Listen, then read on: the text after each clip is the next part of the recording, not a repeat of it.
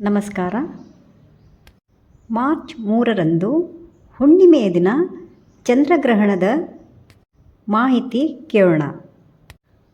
ಪೂರ್ಣಿಮೆಯ ದಿನ ಭೂಮಿ, ಸೂರ್ಯ ಮತ್ತು ಚಂದ್ರನ ಮಧ್ಯೆ ಬರುವಾಗ ಭೂಮಿಯ ನೆರಳು ಚಂದ್ರನ ಮೇಲೆ ಬೀಳುತ್ತದೆ. ಆಗ ಉಂಟಾಗುವುದೇ ಚಂದ್ರಗ್ರಹಣ. ಇದರಲ್ಲಿ ಚಂದ್ರನು ಭೂಮಿಯ ಪೂರ್ಣ ನೆರಳಿಗೆ ಪ್ರವೇಶಿಸದೆ ಮಂದವಾದ ಛಾಯೆಯಲ್ಲಿ ಸಾಗುತ್ತಾನೆ. ಆದುದರಿಂದ ಕಣ್ಣಿಗೆ ಸ್ಪಷ್ಟವಾಗಿ ಕಾಣಿಸುವುದಿಲ್ಲ. ಈಗ ಸೂತಕ ವಿಚಾರ. ಛಾಯಾಗ್ರಹಣಕ್ಕೆ ಶಾಸ್ತ್ರಾನುಸಾರ ಸೂತಕ ಅನ್ವಯಿಸುವುದಿಲ್ಲ. ಆದರೂ ಕೂಡ ಕೆಲವರು ಪಾಲಿಸುತ್ತಾರೆ. ಅದು ಅವರ ವೈಯಕ್ತಿಕ ಆಚರಣೆ. ಇದು ಪೂರ್ಣ ಚಂದ್ರಗ್ರಹಣ. ನಮ್ಮ ಭಾರತೀಯ ಕಾಲ ಪ್ರಕಾರ ಈ ಚಂದ್ರಗ್ರಹ ಮಧ್ಯಾಹ್ನ 3:20ಕ್ಕೆ ಪ್ರಾರಂಭವಾಗಿ ಇದರ ಮೋಕ್ಷ ಕಾಲ ರಾತ್ರಿ ಅಂದರೆ 6:47ಕ್ಕೆ ಮುಗಿಯುತ್ತದೆ. ಇದರ ಮಧ್ಯಕಾಲ ಸಂಜೆ 5 ಗಂಟೆ. ಅಂದರೆ ಗ್ರಹಣ ಸ್ಪರ್ಶ ಕಾಲ ಮಧ್ಯಾಹ್ನ 3:20ಕ್ಕೆ, ಮಧ್ಯಕಾಲ ಸಂಜೆ 5 ಗಂಟೆಗೆ, ಮೋಕ್ಷಕಾಲ ರಾತ್ರಿ 6:47ಕ್ಕೆ. ಈ ಚಂದ್ರಗ್ರಹಣವು ಮುಂಜಾನೆ ಆದುದರಿಂದ ನಾವು ಪೂಜೆ ಪುನಸ್ಕಾರ ಎಲ್ಲವೂ ಮಾಡಬಹುದು. ದೇವರ ಪೂಜೆ, ನೈವೇದ್ಯ ಎಲ್ಲವನ್ನೂ ಮಾಡಬಹುದು. ಆದರೆ 12 ಗಂಟೆ ಒಳಗೆ ಎಲ್ಲವೂ ಮಾಡಿ ಮುಗಿಸಬೇಕು. ಅಷ್ಟರಲ್ಲೇ ದೇವರ ನೈವೇದ್ಯ ಮತ್ತು ಊಟವನ್ನು ಕೂಡ ಮುಗಿಸಬೇಕು. ಯಾರಾದರೂ ವಯಸ್ಸಾದರು ಅಥವಾ ಅನಾರೋಗ್ಯ, ಗರ್ಭಿಣಿ ಸ್ತ್ರೀಯರು ಮತ್ತು ಮಕ್ಕಳಿಗೆ 2:30 ತನ ಏನಾದರೂ ತಿನ್ನಬಹುದು. ಗ್ರಹಣದ ಕಾಲದಲ್ಲಿ ಎಲ್ಲೂ ಮುಟ್ಟಬಾರದು. ಒಂದೇ ಕಡೆ ಕುಳಿತುಕೊಳ್ಳಬೇಕು. ಧ್ಯಾನ ಜಪ ಮಾಡಬೇಕು.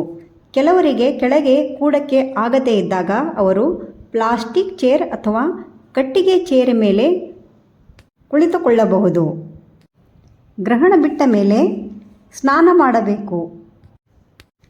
ಈ ಗ್ರಹಣದ ಕಾಲ ಕೇವಲ 11 ನಿಮಿಷ ಅಷ್ಟೇ ಇರುತ್ತದೆ. ಸ್ನಾನ ಆದ ನಂತರ ಮತ್ತೆ ಪೂಜೆ ಮಾಡಬಾರದು. ಏಕೆಂದರೆ ಮುಂಜಾನೆ ಪೂಜೆ, ನೈವೇದ್ಯ ಎಲ್ಲವೂ ಆಗಿರುತ್ತದೆ. ಮರುದಿನ ಮತ್ತೆ ಪೂಜೆ ಮಾಡಬೇಕು. ಏಕೆಂದರೆ ಊಟ ಮಾಡಿದ ನಂತರ ಮತ್ತೆ ಪೂಜೆ ಮಾಡಬಾರದು. ಆದುದರಿಂದ ಮರುದಿನ ಮತ್ತೆ ಪೂಜೆ, ನೈವೇದ್ಯ ಎಲ್ಲವೂ ಮಾಡಬೇಕು. ಈ ಮೋಕ್ಷದ ಸ್ನಾನವು ಎಲ್ಲರೂ ಮಾಡಬೇಕು. ಕೇವಲ ಸಾಯಂಕಾಲ ದೀಪ ಅಷ್ಟೇ ಹಚ್ಚಬೇಕು. ಈ ಗ್ರಹಣದ ಸಮಯದಲ್ಲಿ ಗರ್ಭಿಣಿ ಸ್ತ್ರೀಯರು ಸ್ವಲ್ಪ ಕತ್ತರಿಸುವುದು, ಹೊಲೆಯುವುದು ಮಾಡಬಾರದು.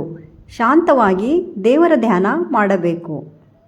ಗ್ರಹಣ ಸಮಯದಲ್ಲಿ ಯಾವುದಾದರೂ ಮಂತ್ರ ಹೇಳಿ. ಓಂ ನಮಃ ಶಿವಾಯ ಅಥವಾ ಓಂ ನಮೋ ನಾರಾಯಣ, ಇಲ್ಲದರೆ ಮೃತ್ಯುಂಜಯ ಮಂತ್ರ, ವಿಷ್ಣು ಸಹಸ್ರನಾಮ, ಚಂದ್ರ ಮಂತ್ರ, ಈ ಚಂದ್ರಗ್ರಹಣ ಮಂತ್ರ ಕೂಡ ಹೇಳಬಹುದು.